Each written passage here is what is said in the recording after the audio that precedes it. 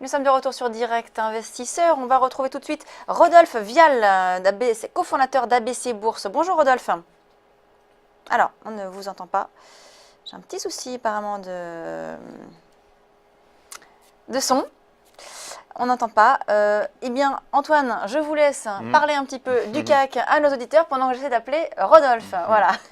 Alors, oui, alors le CAC 40 qui, comme on le disait tout à l'heure, ne fait pas grand-chose ce matin, hein, puisque on est tout de même en progression. Alors, on va accéder au graphique. On est en progression de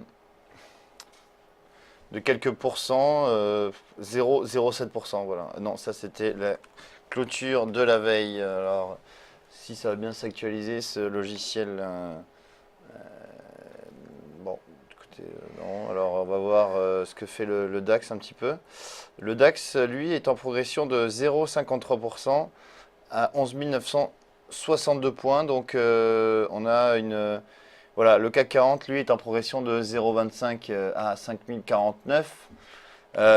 Donc, comme on le disait tout à l'heure, pas de catalyseur, pas de mouvement ni de volatilité, contrairement aux jours précédents, puisque on a eu tout de même, depuis d'ailleurs le début de l'année, une volatilité assez forte hein, sur les indices actions, notamment le CAC 40. Ce matin, non, il ne se passe pas grand-chose. Alors, peut-être regarder ce qui se passe du côté des devises, puisqu'on a eu de forts mouvements sur l'euro-dollar, notamment. On a eu un fort mouvement donc juste après le discours de Janet Yellen qui est intervenu mercredi soir. Ce matin, on voit qu'on a une stabilisation de l'euro-dollar au-dessous des 1,07 à 1,0680. Donc on sent vraiment de l'attentisme en ce dernier jour de la semaine. Il n'y a pas vraiment de volatilité. Peut-être regarder un petit peu le palmarès des actions du CAC 40, voir ce qui s'y passe sur ce CAC 40. On va accéder au palmarès tout de suite. On a Lafarge. Alors Lafarge hein, qui prend 3,35%. Sachant que Lafarge a fait l'actualité cette semaine, notamment en raison de ses petits problèmes avec Holcim. Holcim qui devrait faire donc une fusion, qui devrait fusionner avec Lafarge. Et finalement, tout est rentré dans l'ordre, apparemment, puisque Lafarge progresse de 3,35. On a également Renault qui est en progression de 1,33%. Sachant que Renault a subi des dégagements assez forts. Hein, on a eu une baisse de 4% lundi. Non, c'était vendredi dernier, on a eu une baisse de 4%. Et lundi également une baisse de 4,36% sur Renault. Donc ce matin, Renault reprend un petit peu des couleurs. Oui. Voilà, on a Rodolphe apparemment en direct. Précisons que nous sommes en direct. Oui, nous sommes en direct. Ce sont les petits aléas du direct. Voilà, donc, bon, mon haut-parleur ne marche pas. Alors, Rodolphe, on va parler avec vous, excusez-nous hein, pour ces petits problèmes. On va parler avec vous de deux valeurs. Alors, deux valeurs. La première, c'est Inside Secure. Alors, pouvez-vous nous dire un petit peu quelles sont vos recommandations sur cette valeur? Alors c'est une valeur en fait qui travaille bien dans la sécurité, notamment la conception, le développement de circuits intégrés, de logiciels embarqués, notamment le paiement sécurisé, l'identification, etc. On commence à en parler pas mal puisque c'est une précurseur sur ce qu'on appelle le NFC, c'est-à-dire vous savez les petites puces sans contact qui permettent de payer ou de faire tout un tas de choses sans insérer sa carte finalement juste en la posant. Bon, ils sont entrés sur le marché il y a un peu moins de 3 ans. Depuis l'introduction, ils sont rentrés à 8 euros sur le marché. C'était quand même très cher, il y avait beaucoup d'espoir. Et puis finalement, le NFC a eu du mal à percer et ça commence vite à prendre. Alors, le titre est fortement tombé puisque sa valorisation a été divisée par 4 depuis l'introduction. Et voilà, ça y est, il y a des bons signaux qui arrivent. Des géants de l'électronique commencent à s'intéresser au NFC et de le mettre dans leurs produits. C'est le cas d'Apple, notamment sur ses derniers iPhones, mais aussi Samsung. Donc, on commence à voir la technologie. Ah, excusez-moi. Réflexion à jouer.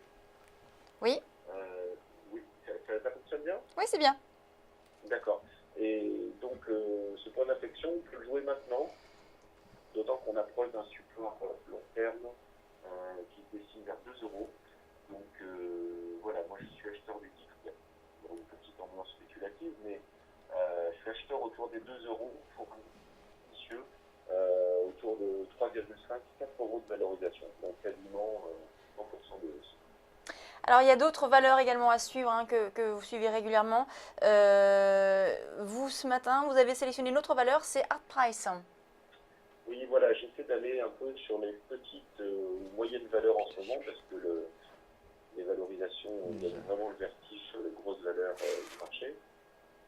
Donc pour le coup, Artprice, elle aussi, c'est une valeur en back fixe, donc qui a eu du mal à confirmer son modèle économique.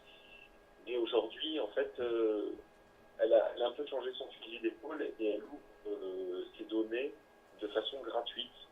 En tout cas, elle est sur un modèle freemium, c'est-à-dire que un peu de gratuit, un peu de payant, et elle injecte ses données chez Google, avec Microsoft, chez Baidu en Chine, et donc ça lui permet d'avoir un vivier finalement de clients qui viennent par ce biais. C'est une sorte de communication gratuite intéressante qui a permis à son chiffre d'affaires de progresser de 10% l'an dernier avec une bonne accélération sur le dernier trimestre. Donc ça, c'est pour le business de fond. Après, pour le reste, elle a aussi son projet d'introduire sa filiale américaine sur le Nasdaq, parce qu'elle aimerait bien développer les ventes aux enchères, parce qu'elle a beaucoup de mal à faire en France, malgré une directive européenne. Donc elle s'en plaint très souvent de ne pas pouvoir développer ça. Et donc elle a envie de s'implanter aux États-Unis, où finalement c'est beaucoup plus libéralisé qu'en France, concernant les ventes aux enchères. Et il y a un potentiel à jouer. Donc on est en bas de cycle, on vient de toucher un support à 14 euros avant de rebondir.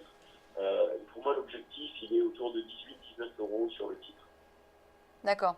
Donc, je rappelle, donc, voilà, donc les valeurs que vous avez sélectionnées ce matin, c'est Inside, Secure et Artprice. Alors, en préparant votre passage sur Téléfinance, vous nous disiez, il n'y a pas beaucoup d'opportunités en ce moment. Hein. C'est vrai qu'il ne se passe pas grand-chose ce matin. Tout à l'heure. En effet, Antoine le répétait, c'est vrai qu'il ne se passe pas grand-chose non plus sur les indices.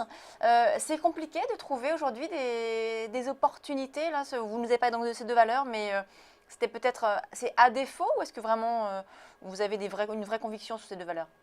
Non. J'ai vraiment des bonnes convictions, notamment sur Inside Secure. Bon, c'est les donc ça ne bouge pas forcément en corrélation avec le CAC 40. Hein. On est sur il y a d'autres déterminants, d'autres drivers sur ce type de titre.